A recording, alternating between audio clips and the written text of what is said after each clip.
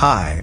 I had been driving through the sparse semi-desert landscape of New Mexico for several hours, accompanied by the delightful rumble of the large 8-cylinder engine. That engine's typical firing order is inherent for these U.S. engines with cross-plane crankshaft. Slowly but surely, thirst and hunger began to dominate my thoughts. Additionally, I felt an uncomfortable urge to urinate.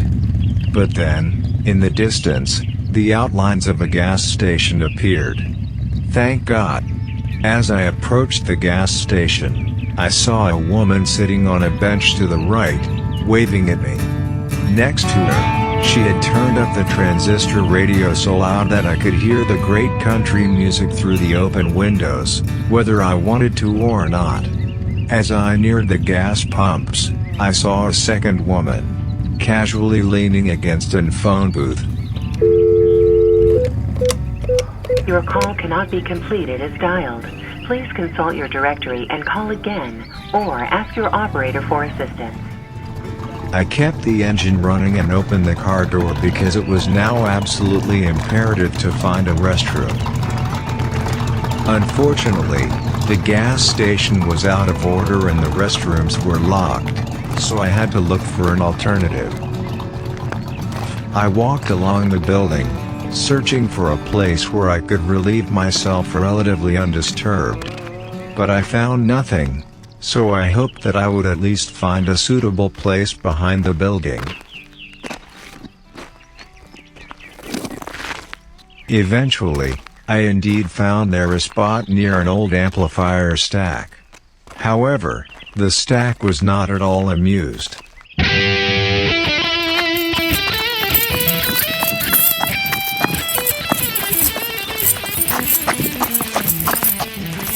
It suddenly blasted loud rock music into my ears, so I quickly moved away before someone came to see what was going on. When I returned to the car, the lady was leaning somewhat provocatively against my old, green Trans Am and said, "Can you give me a ride to the next cafe? I can't reach roadside assistance because I only get an error message."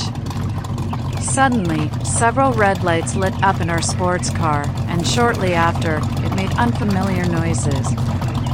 You surely saw my friend over there on the bench. She's now looking after the car. So, we left behind the picturesque gas station scene at sunset on Highway 66 and set out to find the next cafe.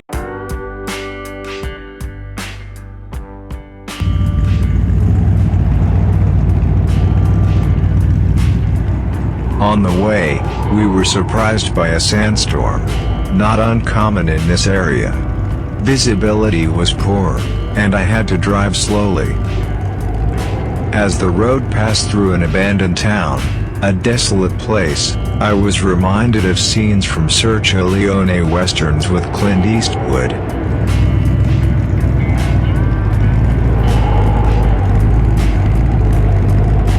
But then, out of nowhere, this cafe appeared. No wonder there were many cars parked outside. In this weather, continuing the journey was extremely difficult, and it was best to spend the time until the storm subsided with a hearty meal.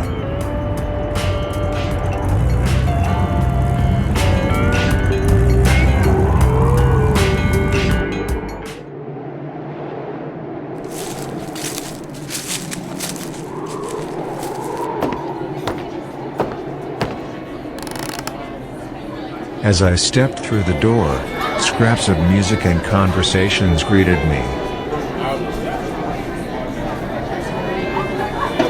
The lady I had given a ride immediately went to call for roadside assistance and was picked up shortly after by their service car.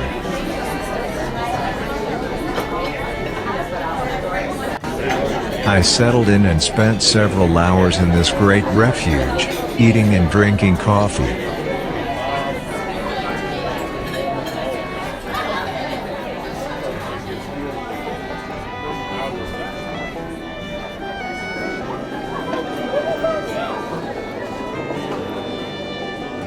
In the meantime, I met some ladies who were on a startup business tour across America. The nice ladies gave me the address of a motel about an hour's drive away. By now, it was dark, and the sandstorm had cleared, giving way to a thunderstorm. I was relieved when I saw the neon lights of the motel.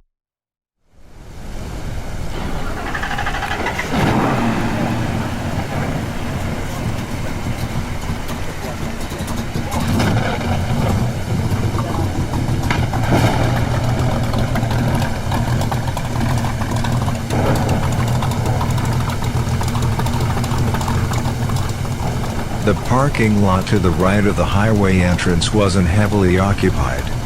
No wonder, hardly anyone would voluntarily be out in this weather.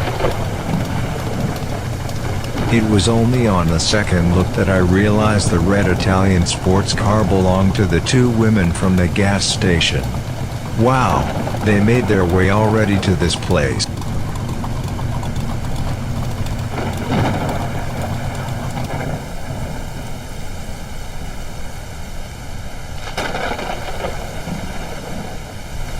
I got the keys to my room from the reception and made my way.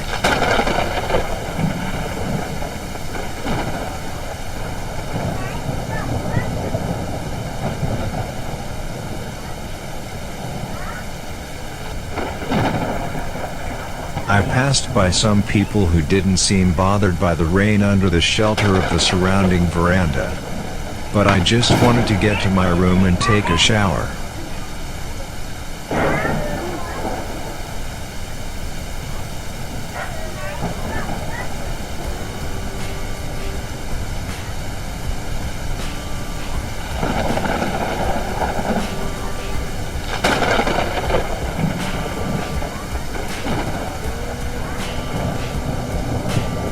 I opened the door. And oh my God.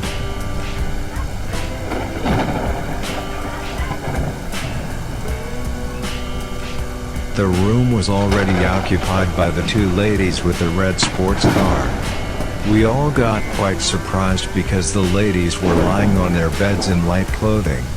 Sorry, but these two ladies crossed my way a bit too often. Apparently, the concierge hadn't properly updated the room occupancy list. Nevertheless, I managed to secure another vacant room with a shower and slept perfectly through the night despite the storm and thunder.